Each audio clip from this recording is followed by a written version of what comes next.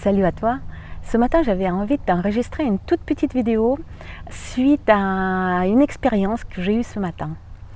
Je suis Vesselina Malhoum, je suis coach d'action pour les entrepreneuses que j'accompagne pour qu'elles puissent être elles-mêmes dans leur entreprise et dans leur vie aussi, agir selon leurs propres règles de façon la plus fluide possible.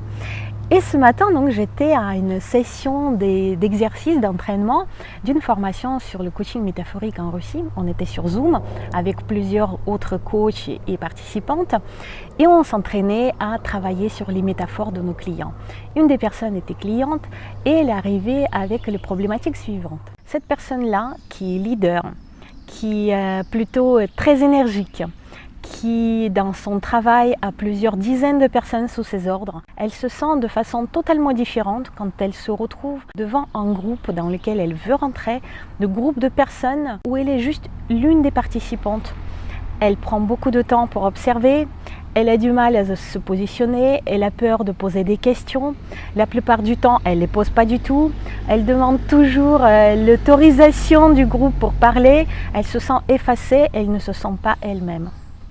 Et elle nous racontait dans ces métaphores comment elle changeait la façon d'être, comment de quelqu'un qui a une énergie, une grosse voix, toujours souriante, elle devenait effacée. Elle devenait comme ce qu'on lui demandait quand elle était petite fille, quand on le brimait, quand on lui disait non mais crie pas, il ne faut pas que tu demandes comme ça, il faut que tu dises pardon. Et il y a une image qui m'est venue après. C'est comme si on était un fil de laine, un fil de plein de couleurs. Moi je m'imagine bien avec une texture toute douce, un gros fil avec lequel on peut faire des super pulls tout doux, super pulls dans lesquels on se sent bien. Et puis on te demande en tant que fil de laine de rentrer dans une aiguille qui est toute fine. Et du coup, pour rentrer dans cette aiguille, tu es obligé d'enlever toutes les parties qui te correspondent, la partie douce, la partie colorée, toutes les choses qui font vraiment partie de toi, toutes les choses qui te composent. Tu as peut-être ta grosse voix, ton énergie, ta façon de parler aux gens, ta façon de te tenir.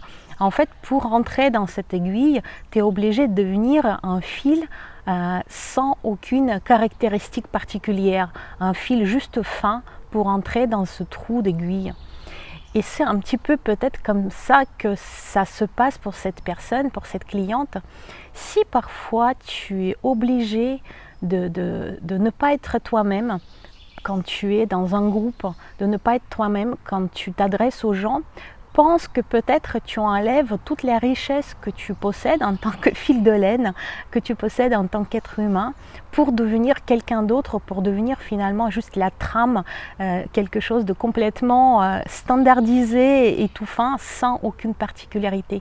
Et ce n'est peut-être pas la meilleure des solutions. En tout cas, je ne pense pas que tu te sens extrêmement bien dans cette situation. Voilà, je voulais juste partager cette vision que j'ai eue après cette session.